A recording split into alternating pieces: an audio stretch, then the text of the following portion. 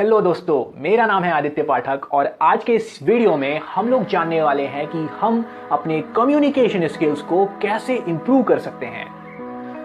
हमारी लाइफ में कई बार ऐसी सिचुएशंस आती है जब हम अपने आइडियाज को अपने बातों के जरिए क्लियरली एक्सप्रेस नहीं कर पाते दूसरों को, वहीं दूसरों के आइडियाज को उनके बातों के जरिए हम नहीं समझ पाते, जिससे मिसअंडरस्टैंडिंग क्रिएट होती है, कॉन्फ्लिक्ट क्रिएट होता है और इसका main reason lack of communication skills होती है।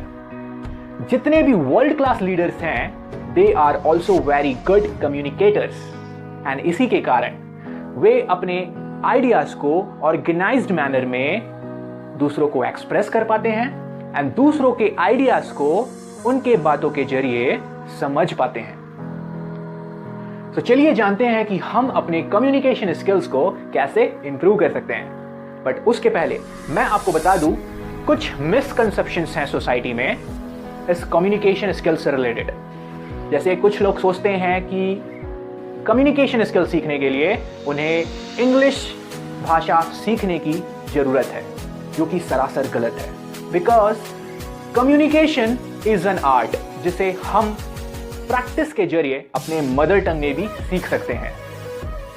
तो चलिए जानते हैं कैसे हम कम्युनिकेशन स्किल्स को इंप्रूव कर सकते हैं। So first of all you have to learn listening skills. भगवान ने हमें 2 कान और 1 मुंह क्यों दिया है? क्योंकि हम ज्यादा सुन सके और कम बोले। जब भी हम दूसरों से बात करते हैं तो कई बार ऐसा होता है कि हम अपनी ही बातें करने में लगे रहते हैं, दूसरे की बातें ठीक से नहीं सुन पाते, उसको बोलने का मौका नहीं देते, जिससे मिसअंडरस्टैंडिंग क्रिएट होती है, कॉन्फ्लिक्ट क्रिएट होता है, बहुत सारे ड्रॉबैक्स होते हैं, जजमेंट्स क्रिएट होते हैं। सो लिसनिंग स्किल्स को इंप्रूव करने के लिए हम क्या कर सकते हैं? जब भी आप किसी से बातें कर रहे हो सो उन्हें बोलने का मौका दीजिए। जब वह बोल रहा है that time we just have to pause, हमें चुप रहना है। एंड जैसे भी वो बोल लेगा सामने वाला पर्सन, सो आपको क्वेश्चन करना है या पैराफ्रेज करना है। पैराफ्रेज क्या होता है? दूसरों की बातों को अपने लैंग्वेज में कन्वर्ट करके बोलना। फॉर एग्जाम्पल, आपके किसी फ्रेंड ने आपको कहा कि यार मैं ऑफिस में इतना बिजी हो जा रहा हूं, वर्क लाइफ में इतना बिजी हो जा रहा हूं कि अपने घर वालों को टाइम नहीं दे पा रहा हूं, अपने फैमिली को टाइम नहीं दे पा रहा हूं, अपने आप को टाइम नहीं दे पा रहा हूं। तो आपने उसकी बातों को समझा, आपने पैराफ्रेज किया, आपने कहा अच्छा सो अगर मैं सही हूं तो तुम कहना चाह रहे हो कि तुम वर्क लाइफ बैलेंस नहीं बना पा रहे हो। वो कहेगा हाँ। तो इस तरह से जब हम पैराफ्रेज करते हैं तो सामने वाले को भी पता चलता है कि हमने उनकी बातों को अच्छे से समझ लिया है, जिससे हमारा कॉन्वर्सेशन का बेस और स्ट्रांग हो जाता है। ऐसे हमारे बीच, लोगों के बीच बॉन्डिंग क्रिएट होती है, कनेक्शन बिल्ड होता है, ट्रस्ट क्रिएट होता है। सो लिसनिंग स्किल्स को इंप्रूव करना बहुत ही इंपॉर्टेंट है, बट इट नीड्स प्रैक्टिस। ये प्रैक्टिस से ही हम सीख सकते हैं। So the next important thing which we have to learn that is non verbal communication. ये नॉन वर्बल कम्युनिकेशन बहुत ही इंपॉर्टेंट है, जिसमें हमारे gestures, postures, facial expressions, eye contact, ये सारी चीजें आ जाती है। एंड एक स्टडी के अकॉर्डिंग प्रोफेसर एल्बर्ट मेहराबियन ने सजेस्ट किया है कि टोटल कम्युनिकेशन स्किल्स में ओनली 7% हमारे वर्ड्स यूज होते हैं, वहीं 38% हमारी वॉइस टोनैलिटी यूज होती है, जिसमें हम जिस वॉल्यूम में बातें करते हैं उसे वॉइस टोनैलिटी कहते हैं, और 55% हमारा बॉडी लैंग्वेज यूज होता है। तो चलिए जानते हैं ये voice tonality and body languages क्या क्या होते हैं। तो वॉइस टोनैलिटी में जब हम जिस वॉल्यूम में बातें करते हैं वह कितना अफेक्टिव है, सामने वाला उसको सुन पा रहा है यानी, या फिर हम ज्यादा ही ऊंचे आवाज में तो बात नहीं कर रहे हैं, इट ऑल्सो मैटर, या फिर बहुत धीरे तो मैं बात नहीं कर रहा, तो it all matter. So that is called voice tonality. इससे हमें मीडियम पेस में रखना इंपॉर्टेंट है, एंड जहां हमें स्ट्रेस देने की जरूरत है वहां हम वॉइस को ऊपर ले जा सकते हैं, और जहां कम स्ट्रेस देना है वहां धीरे भी बात कर सकते हैं। So it is very important that we have to learn voice tonality as well.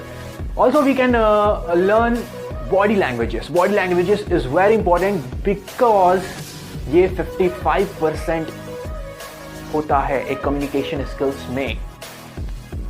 And इसमें जेस्चर्स आ जाते हैं.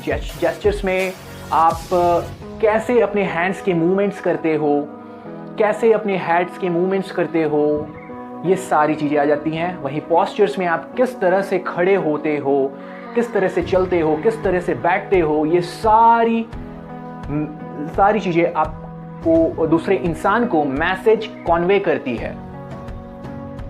वही फेशियल एक्सप्रेशंस का भी होना बहुत ही इंपॉर्टेंट है. जब आप दूसरों को मैसेज कॉन्वे करते हो तो आपके फेस में किस तरह से एक्सप्रेशंस आ रहे हैं, यह भी बहुत ही इंपॉर्टेंट होता है. और जब हम दूसरों से बातें करते हैं तब हमें आई कांटेक्ट का भी रखना बहुत ही इंपॉर्टेंट है. यह शो करता है कि हम जेन्युइनली सामने वाले पर्सन की बातें सुन रहे हैं और इंटरेस्टेड हैं कॉन्वर्सेशंस में. और बॉडी लैंग्वेज में हमें हमेशा ओपन बॉडी पोस्चर्स का रहना बहुत ही इंपॉर्टेंट है. ओपन बॉडी पोस्चर्स मतलब कि हमारी बॉडी खुली होनी चाहिए, स्ट्रेट होनी चाहिए. हम अपने हैंड्स के मूवमेंट्स कर सकते हैं, बट हमें क्लोज बॉडी पोस्चर्स नहीं रखने हैं. क्लोज बॉडी पोस्चर्स हमें नहीं रखने हैं क्योंकि यह गलत इंफॉर्मेशन सामने वाले को कॉन्वे करता है, गलत मैसेज देता है. यह सामने वाले को बताता है कि आप में कुछ ना कुछ ऐसी बात है जो आप छुपा रहे हो. You are very secretive person, you may be dishonest. So हमारी बॉडी लैंग्वेज भी बहुत सारे मैसेज कॉन्वे करती है. सो हमें कोशिश करना चाहिए कि हम अपने बॉडी लैंग्वेज को अपने मैसेज के अकॉर्डिंगली यूज करें, जिससे हमारा मैसेज इफेक्टिवली सामने वाले पर्सन तक पहुंच सके. So I hope that this all informations are very useful to you. And आगे आने वाली वीडियो में हम लोग और भी बहुत सारे चीज़ों के बारे में बात करेंगे कम्युनिकेशन स्किल्स से रिलेटेड. तब तक के आप इन दो चीज़ों को प्रैक्टिस करिए, listening skills and non verbal communication. And communication is an art जिसे हम प्रैक्टिस से सीख सकते हैं, और जितना प्रैक्टिस करेंगे उतना ज्यादा यह निखरते जाएगा. So I hope that you have liked this video, and if you have liked this video, then do not forget to like, comment and share, and I'll keep on empowering you people so that you will be able to become the best version of yourself.